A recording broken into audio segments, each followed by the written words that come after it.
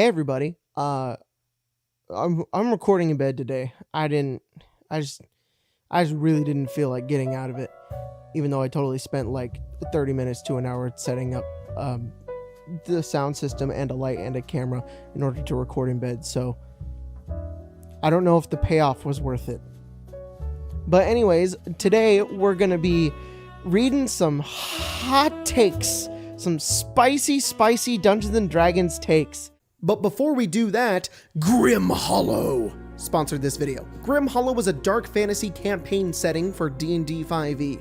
The world of Itharis is rich with history, locations, and works great as a setting for your adventures. I've got my chance to thumb through this book, and I gotta say, I'm definitely running a game in this one. It's so awesome. There's pre-written adventures to be had, tips for DMs on running dark fantasy, new spells, rules on transforming into vampires, liches, and fiends. There's new monsters like the Body Snatcher or Dream Whisperer. They look really creepy. Not to mention the incredible art that you can use to inspire your games or immerse your players. There's even variant rules for mechanics to make your characters feel mortal and vulnerable, like bleeding. Grim Hollow is the perfect book for you if you want to set your players off into terrifying lands of darkness. There's a link down below if you'd like to pre-order this awesome book.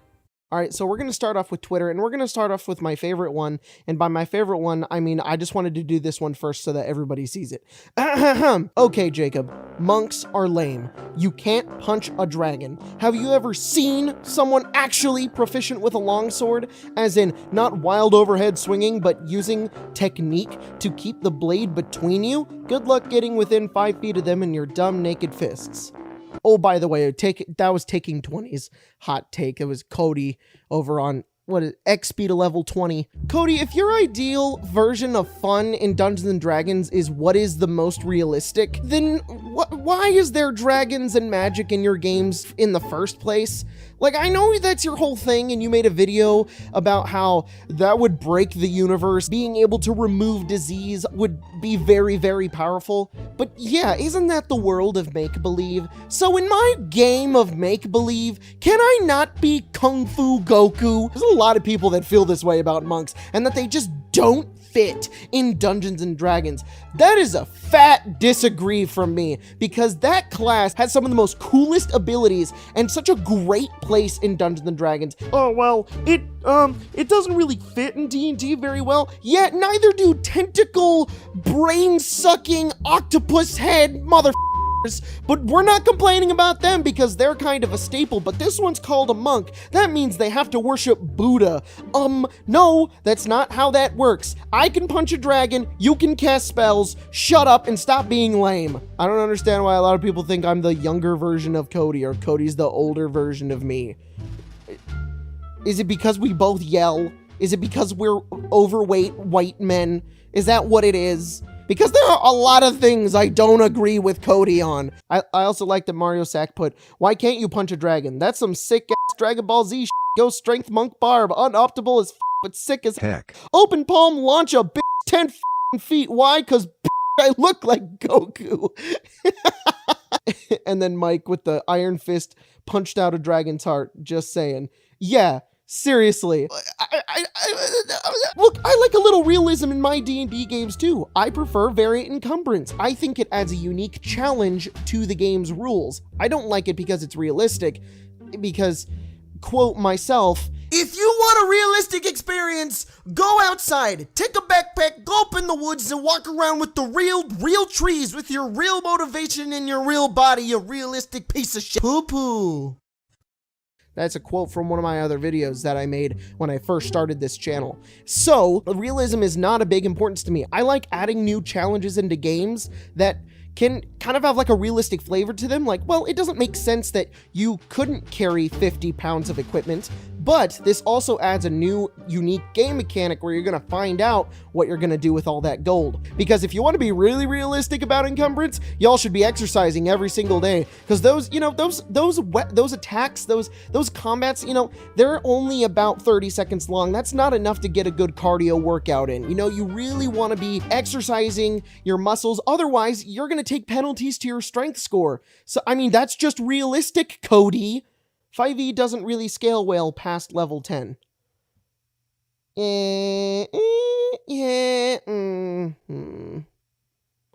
Yeah, I talked about this in my level 20 is dumb video, and I kind of agree with this only because the terminology, scale. It doesn't balance out well at all. Some parties can be very, very underwhelming in certain recommended fights, and some parties can just be straight overpowered. Wizards, on one hand, get so ridiculously powerful in their higher levels in comparison to other classes like the rogue, or even like sorcerers, or anything like that. From levels 1 through 5, you can just die to a bad dice roll. I'm not saying that's a bad thing, but that's the nature of the game. Once you're above level 10, and you've got portents and expertise and a lot of skills, and you have magic items and the lucky feat and different things like that, dice rolls are bad, but they won't kill you is the thing. Unless it's really, really, really, really like 5 times over bad. And that's how most games are, to be honest. I think if you want to give your parties a challenge, or you don't want to kill them, you need to find out what they're good at and what they're bad at, and then play to that. Hot take? Maybe? Having other characters in the world doing heroic deeds other than the party is completely okay, and shows that they aren't the only people in the world who are adventurers. Yes, PCs are the focus of their story in the game, but not in the entire world. If that's the type of game that you want to do, then I can see that point. I personally don't like that in my games, because I feel like it undermines the players a lot. Because guess what, guys? Dungeons & Dragons is kind of a game about stories, and the story that I really care about is the one about the guys who were playing at my table. But if adding those things into your game enhances your story and makes it more interesting, adds some kind of competitive nature to your party, maybe they have to try to beat these other adventurers at their own game, or something like that, I think that can be really fun and interesting. The biggest oversight in 5e is no official playable undead race, forcing us to resort to homebrew in order to show the glory of strong bones. The biggest oversight? That's the biggest oversight? That you can't play Skeleton Bones McGee? You need to get your oversight straight. Racism in a world like D&D is not something that should be treated with modern views. Calling the NPC racist because he is afraid and hates orcs is idiotic, because guess what? They eat and sacrifice people. If I'm playing Damon, my half-orc artificer, and there was a character in the party who was just constantly afraid of him, didn't like him, and didn't agree with him at all times, Damon would kind of think he's racist. And you can't just say, oh, well, racism is linked to how we feel about it now, so therefore it doesn't apply to our make-believe games. Because it kind of does. I see your point on the idea that a character whose parents were killed by orcs would have a complex against orcs, but that's kind of racist of that character to think that now all orcs are evil because of what one person did, or a couple of people did. Counterspell is a good spell. It makes sense for it to be in a world where magic is a thing, where magic users fight each other. If someone gets mad because you used Counterspell or Dispel magic, that's okay, and probably in character because that's thematically the point. You're right, and I don't like it. Fireball is a bad spell. Oh, come on, Nick! I'm gonna flip the table with that hot take. Spell slots as a concept need to be overhauled, maybe a more streamlined mana system. Yeah, in the Dungeon Master's Guide, there's a kind of mana point system that you can use where your spell slots are all points, and you get a big old pool of them, and you can kind of dish them out however you want. I can't remember the exact ruling as I'm laying here in the bed without the book right next to me. Feel free to try that if you want to, it's just a variant rule. Rolling for stats makes the game objectively more unfair, unbalanced, and difficult to manage. I used to very much agree with this. When I first started playing Dungeons & Dragons, we were playing 3.5, and we I don't know how we even rolled our stats, really. I think we just rolled a d20, which is not how you're supposed to do it. I thought that was the stupidest thing ever, because other characters would just get to be better than me, and I hated it.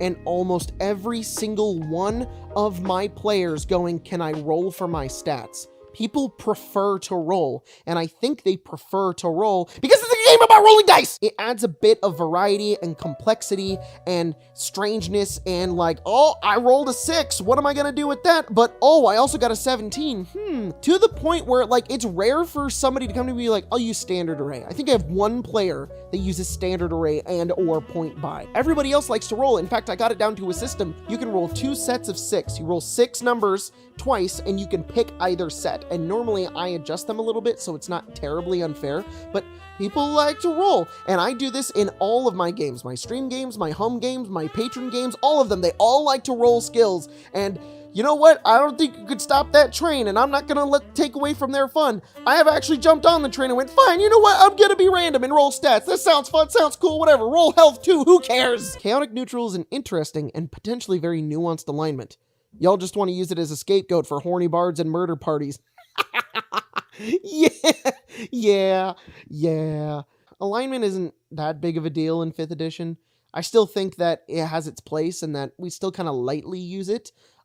It's a staple of Dungeons and Dragons, and I think it's cool to have it there as kind of like a little way to mark where your character sits on a scale of sin and good. But I also think that alignment can change a lot, and I think it's entirely up to the player. I do not believe it is up to the dungeon master.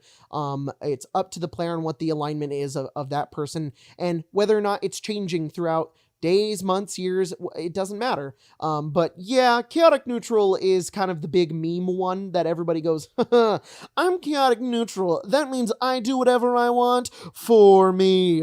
And it's like, yeah, wow, cool. Yep. Splitting the party doesn't have to be bad and can actually really help move the story and plot faster, especially in more social and RP-based campaigns.